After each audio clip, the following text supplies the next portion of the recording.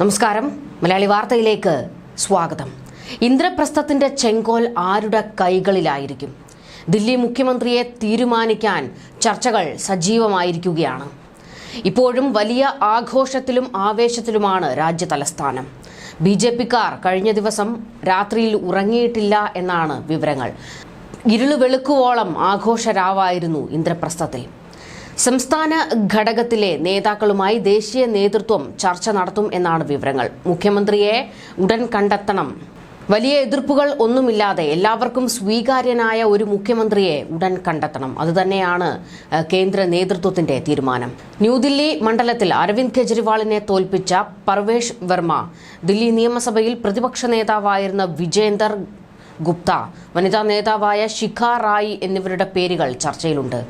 ദേശീയ നേതൃത്വത്തിന്റേതാണ് അന്തിമ തീരുമാനം എന്നാണ് നേതാക്കൾ കഴിഞ്ഞ ദിവസം പ്രതികരിച്ചത്.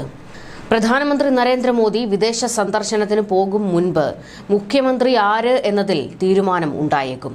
മുഖ്യമന്ത്രിയെ തീരുമാനിക്കാൻ പ്രധാനമന്ത്രി നരേന്ദ്രമോദി, ആഭ്യന്തരമന്ത്രി അമിത് ഷാ, JP നദ്ദ തുടങ്ങിയവർ ചർച്ച നടത്തി.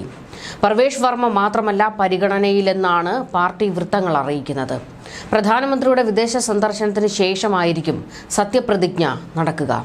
ദില്ലി പിടിച്ചതിന്റെ ആവേശത്തിൽ അണികളെ ആവേശത്തിലാഴ്ത്തിക്കൊണ്ട് മോദിയുടെ പ്രസംഗമുണ്ടായിരുന്നു. ഇന്ത്യ സഖ്യത്തിനെതിരെ രൂക്ഷ വിമർശനമാണ് മോദി നടത്തിയത്.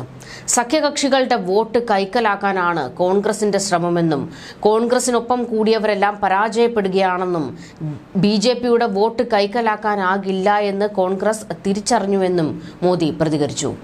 കോൺഗ്രസിനും ആം ആദ്മി പാർട്ടിക്കും അർബൻ നക്സലുകളുടെ ഭാഷയാണെന്നും അരാജകത്വവും രാജ്യവിരുദ്ധതയുമാണ് കോൺഗ്രസ് നേതാക്കൾ പ്രചരിപ്പിക്കുന്നതെന്നും മോദി വിമർശിച്ചു.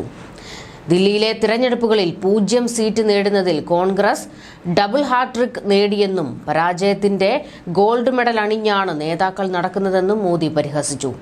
ദില്ലിയിലേത് ഐതിഹാസിക വിജയമെന്ന് BJP ആസ്ഥാനത്ത് പ്രവർത്തകരെ അഭിസംബോധന ചെയ്തുകൊണ്ട് നരേന്ദ്രമോദി പറഞ്ഞത്.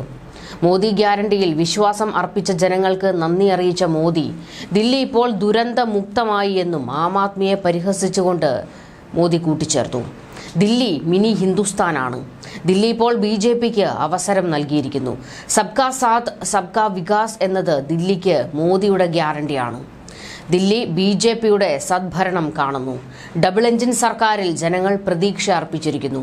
ഹരിയാനയിലും മഹാരാഷ്ട്രയിലും റെക്കോർഡ് വിജയം നേടിയതിന് പിന്നാലെ ദില്ലിയിലും BJP പുതുചരിത്രം രചിച്ചു. ദില്ലി BJPയെ മനസ്സ് തുറന്ന് സ്നേഹിച്ചു. ഈ സ്നേഹത്തിന്റെ 10 മടങ്ങ് വീക്ഷണത്തിന്റെ രൂപത്തിൽ തിരിച്ചു തരും. കൂടുതൽ ഊർജത്തിൽ വികസനം നടപ്പാക്കും.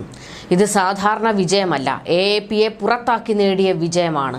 ആഡംബരം, അഹങ്കാരം, അരാജകത്വം എന്നിവ പരാജയപ്പെട്ടു.